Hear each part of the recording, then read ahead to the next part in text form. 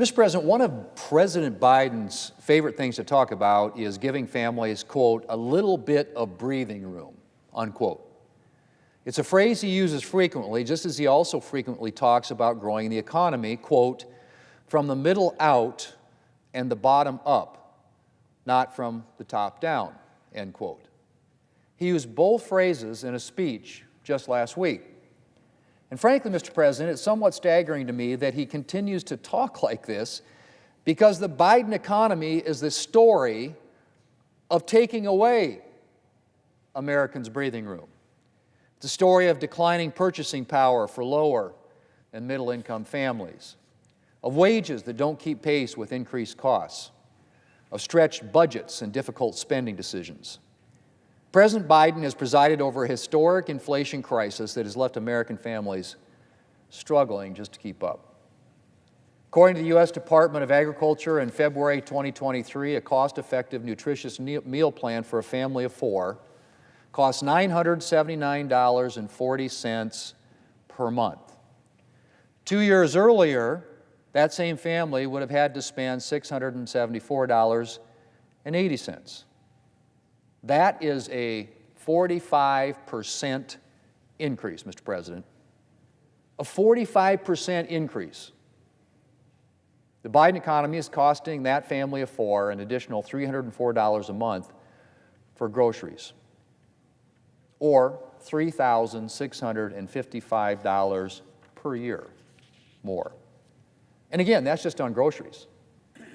I don't need to tell anyone that prices have risen across the board, 15.4% on average since President Biden took office. And American families are feeling the pinch.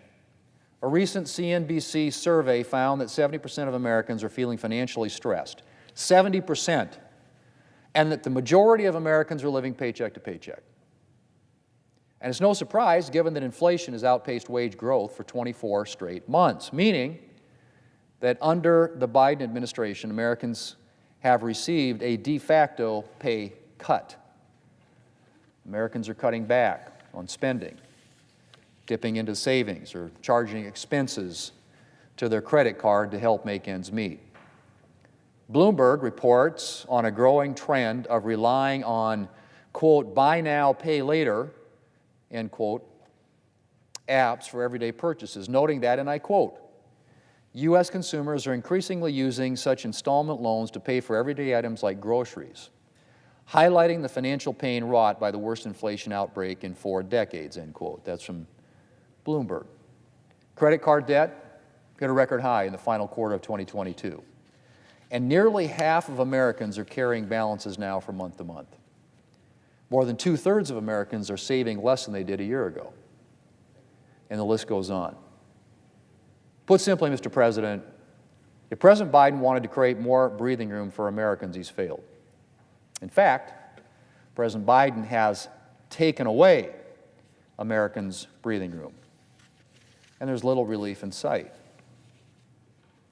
Now, I don't need to tell anyone that one of the main reasons we're in the midst of this inflation crisis is because of Democrats and the President's decision to pass the so-called American Rescue Plan Act, which was a massive and partisan $1.9 trillion spending spree that flooded our economy with unnecessary government money. Democrats were warned that their bill would cause inflation, and they proceeded anyway. And the economy overheated as a result. Even worse, despite steadily climbing inflation in the wake of their bill, Democrats seemed determined not to recognize their mistake. And instead of acknowledging their oversized spending bill had helped set off inflation, Democrats kept pursuing more spending and more damaging economic policies.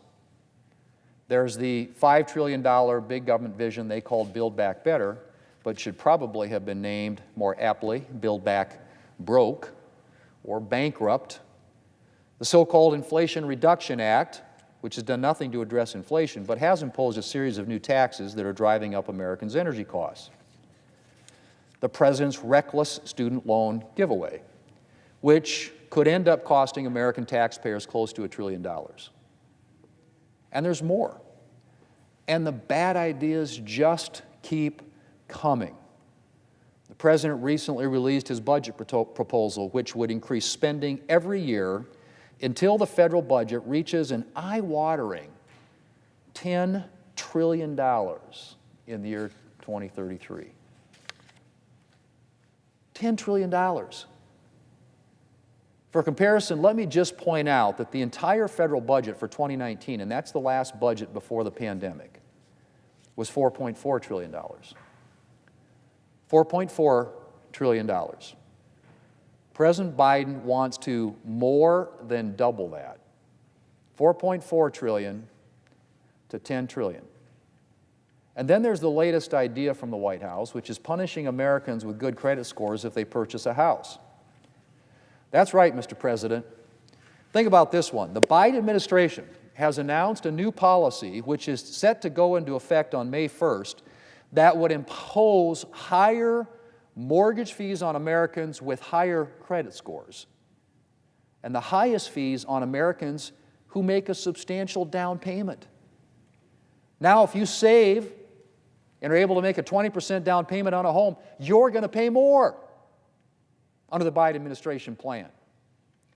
These higher fees would then go to subsidize mortgages for Americans with lower credit scores. In other words, think about it this way: the Biden administration is targeting hardworking Americans who save, diligently pay their bills, and build good credit in order to subsidize mortgages for higher risk borrowers.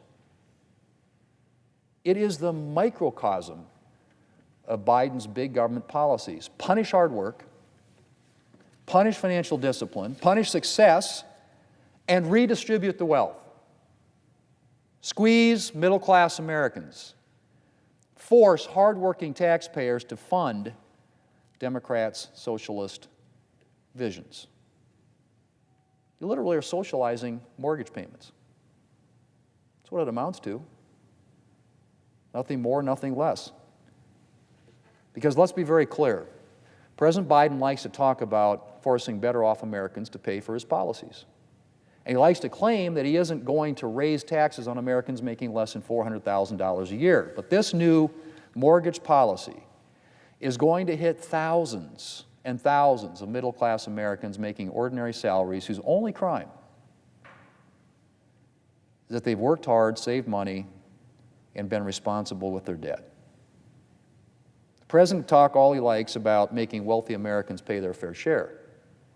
The truth is that it's lower and middle-income Americans who are suffering as a result of the President's economic policies. Mr. President, this summer, another big economic issue will come into play: the debt limit.